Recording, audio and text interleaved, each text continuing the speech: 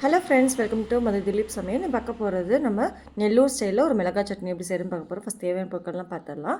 ஒரு நல்ல பெரிய வெங்காயம், ஒரு தக்காளி, 6 பல் பூண்டு, 7 காஷ்மீரி சில்லி எடுத்துருக்கேன். இப்போ இது எல்லாமே நம்ம பச்சையாக அரைச்சிக்கிறோம். ஃபஸ்ட்டு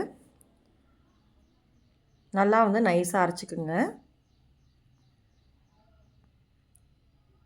இப்போ இந்த பதத்துக்கு இருக்குது. இப்போ என்ன பண்ணலாம், ஒரு கடாயில் கொஞ்சமாக ஆயில் ஆட் பண்ணிக்கலாம்.